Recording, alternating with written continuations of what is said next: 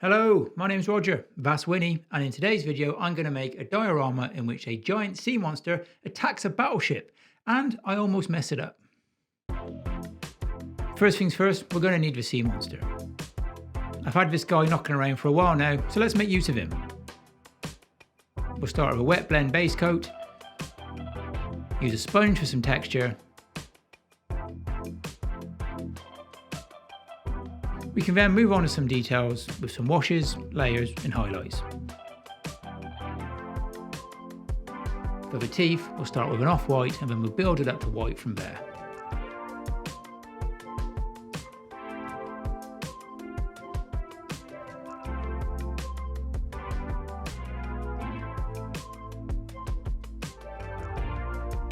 With a monster done, we can now work on the battleship, and hey, I'm no scale modeller, I don't really know one end of a ship from the other, so forgive me if my details are slightly off.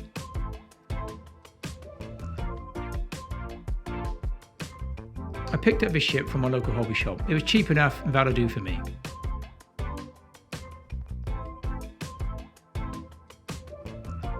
With all the parts cut out and with the help of some sellotape and plenty of glue, I think we can make this one work.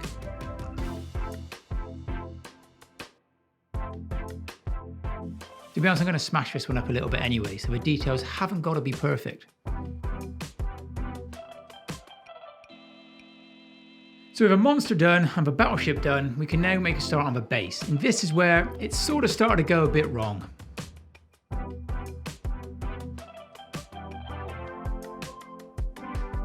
First, I'll pad the base out with some layers of foam. Once these are dry, I can cut them down so the models can be fitted and added into the foam so they look a little bit submerged. With the battleship dry, we can now destroy it, so we'll cut it in two.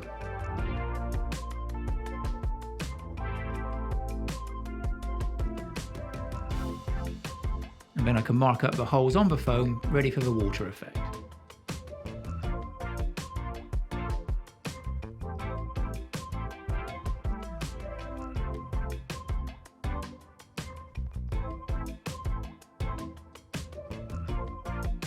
Yes, a water effect. Now the quickest and easiest solution would be to buy some resin, mix it up, add a bit of colour and pour that in.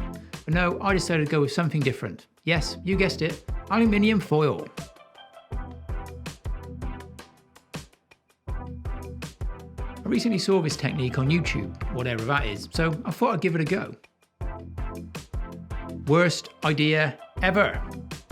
This looked pretty rubbish, so I put it aside, let it dry, and we'll have a look at it in the morning. Whilst I was getting over that disaster, we can go back to the battleship. Using the box art as a very rough guide, we can start detailing the camouflage.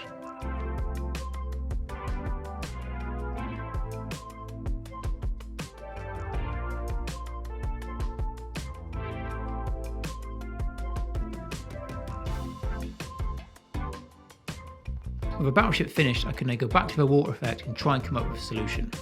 And not for the first time in my life, that solution involved kitchen towel. I had this great idea. This probably wasn't mine, I probably found it somewhere. Cover it in PVA, form it into rough wave shapes. And you know what? The more this dried, the better it looked.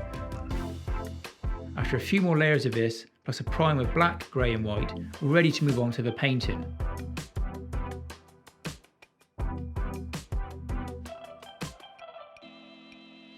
Is that expensive paint I can see there? Well, that's not a waste of money.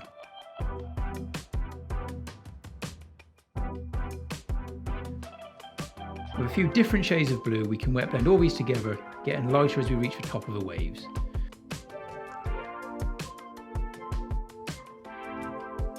Once that looks as close to the sea as I'm ever going to get it, we can give the ships a metallic dry brush, add into the beat up and destroyed look.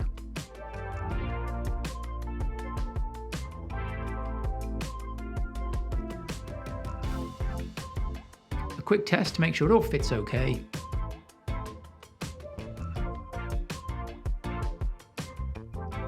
We can then plug these holes with more PVA and tissue.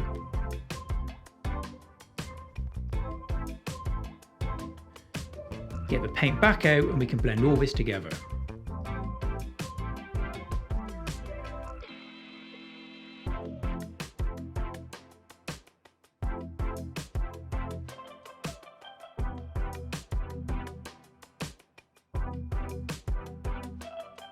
time to take a risk, isn't it, Winnie?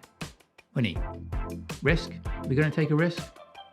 I'm using a water effect from AK Interactive. It's some sort of acrylic product which dries with a gloss finish. Maybe I should have tested this before actually making a YouTube video, but I'll give it a go. This goes on white and dries clear, so as I'm applying it, I don't really know how it's going to look. So all I can do is keep adding the layers and leave it to dry overnight.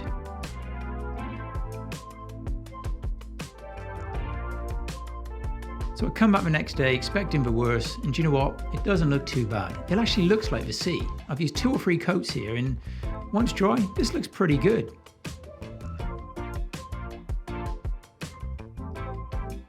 To finish off, we need to emphasize these waves. So we're going to use an equal mixture of white and the acrylic water effect, mix them together and start painting on these waves.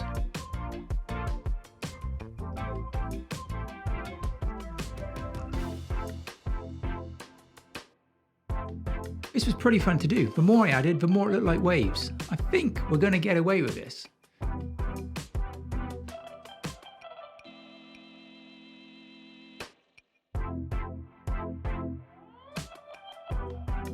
When I started this project, I had a grand idea of how it was going to look when finished, and to be honest, it didn't really achieve that. I even nearly gave up halfway through when the aluminium water effect failed.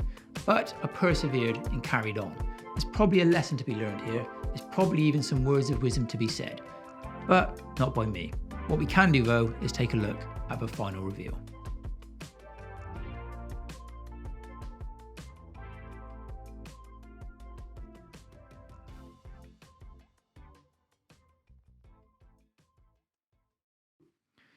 Charming.